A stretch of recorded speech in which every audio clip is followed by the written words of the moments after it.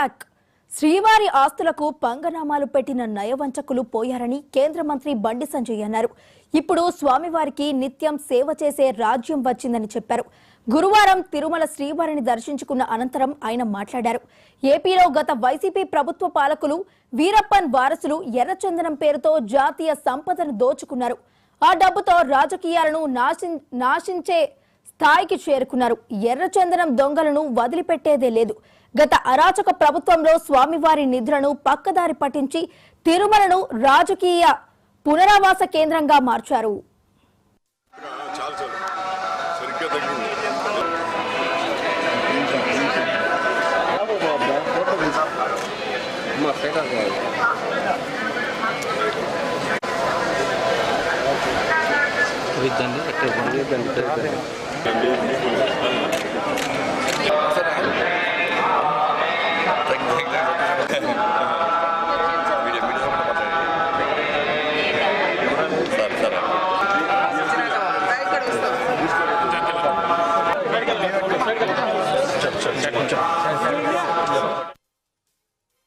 దేవదేవాదుడు ఆ శ్రీ వెంకటేశ్వర స్వామి, అటువంటి స్వామివారిని దర్శించుకోవడం చాలా సంతోషం. ఇక్కడ చూస్తుంటే మనం ఇప్పుడు ప్రశాంతమైన వాతావరణం ఉంది. ఒక భక్తియుత ధార్మిక వాతావరణంలో నిర్వహణ కొనసాగుతుండాలి. మనం మొన్నటి వరకు చూసినాం. మనం దేవుణ్ణి నమ్మని వాళ్ళు, ధర్మం గురించి ఆలోచించని వారు పేరుకు నామాలు పెట్టి స్వామివారి ఆస్తులకు పంగనామాలు పెట్టేటువంటి ఆ నయవంచకులు పోయి నిత్యం వెంకటేశ్వర నామస్మరణతో ఆ స్వామివారికి సేవ చేసేటువంటి సేవకుల రాజ్యం వచ్చింది. వాళ్ళు ఇవాళ రాజకీయ నిరుద్యోగులకు పునరావాస కేంద్రంగా పదవుల కోసం ఇన్ని రోజులుగా ఈ టీటీడీని వాడుకునే ప్రయత్నం చాలా మంది చేశారు. నేను చాలా సందర్భాల్లో చెప్పినాను, మేము ఎవరు కూడా ఏ మతానికి వ్యతిరేకం కాదు, ఏ వ్యక్తులకు వ్యతిరేకం కాదు, ఏ మతానికి కించపరిచే వ్యక్తులం కాదు. కానీ హిందూ ధర్మానికి వ్యతిరేకంగా హిందువులు ఆరాధ్య దైవంగా భావించినటువంటి ఈ పవిత్రమైన ప్రాంతాన్ని అపవిత్రం చేయడానికి, వారి ఆస్తిపాస్తులు పెంచుకోవడానికి, శ్రీవారి ఆస్తులను కొల్లదోయడానికి ఇతర మతస్థులకు అధికారం అప్పయ్యపడం వలన ఎలాంటి అనర్థాలు జరిగినో మనందరికీ తెలిసిందే. అందుకే రెండు కొండలవాడ గోవింద గోవింద అనే వ్యక్తులు వేరు. ఆ అరాచక నయవంచక పాలన పీడ విరగడైంది. నేను నిన్న వచ్చిన సాయంత్రం, నిన్నటి నుంచి వస్తుంటే ఇక్కడ సిబ్బంది కానీ అనేక మంది భక్తులు కానీ ఇక్కడ గత పాలకులు, గత కమిటీ నిర్వాహకులు చేసినటువంటి నిర్వాహకం గురించి చెప్తా ఉన్నారు.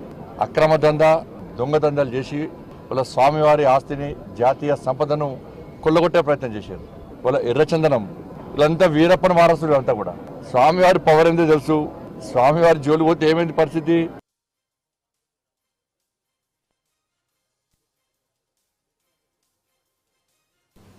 శ్రీవారి ఆస్తులకు పంగనామాలు పెట్టిన నయవంచకులు పోయారని కేంద్ర మంత్రి బండి సంజయ్ అన్నారు. ఇప్పుడు స్వామివారికి నిత్య సేవ చేసే రాజ్యం వచ్చిందని చెప్పారు. గురువారం తిరుమల శ్రీవారిని దర్శించుకున్న అనంతరం ఆయన మాట్లాడారు. ఏపీలో గత వైసీపీ ప్రభుత్వ పాలకులు వీరప్పన్ వారసులు ఎర్రచందనం పేరుతో జాతీయ సంపదను దోచుకున్నారు. ఆ డబ్బుతో రాజకీయాలను శాసించే స్థాయికి చేరుకున్నారు. ఎర్రచందనం దొంగలను వదిలిపెట్టేదే లేదు. గత అరాచక ప్రభుత్వంలో స్వామివారి నిధులను పక్కదారి పట్టించి తిరుమలను రాజకీయ పునరావాస కేంద్రంగా మార్చారు. మరి ఇదే అంశానికి సంబంధించి మరింత సమాచారాన్ని మా ఏపీ బ్యూరో చీఫ్ మురళి అందిస్తారు. మురళి, చెప్పండి. వైష్ణవి, కేంద్ర సహాయ మంత్రి, భారతీయ జనతా పార్టీ అగ్రనేత బండి సంజయ్ ఈ రోజు తిరుమల తిరుపతి దేవస్థానంలో శ్రీ వెంకటేశ్వర స్వామిని దర్శించుకున్నారు. వెంకటేశ్వర స్వామిని దర్శించుకున్న అనంతరం ఆయన మీడియాతో మాట్లాడుతూ కూడా సంచలనమైనటువంటి వ్యాఖ్యలు చేశారు. ఏదైతే 2019 నుంచి 2024 వరకు తిరుమల తిరుపతి దేవస్థానంపై అప్పటి ఆంధ్రప్రదేశ్ ప్రభుత్వం జగన్మోహన్ రెడ్డి చేసినటువంటి అరాచకాలు, అకృతులపై ఆయన తీవ్రమైనటువంటి వ్యాఖ్యలు చేశారు.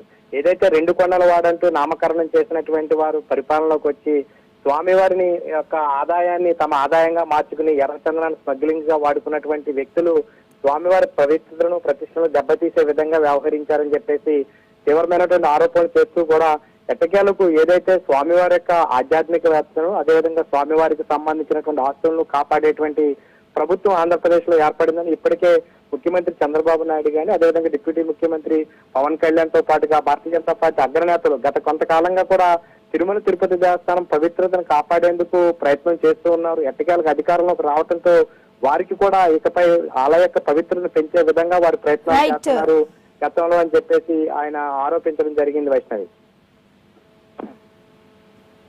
Right, thank you Murali.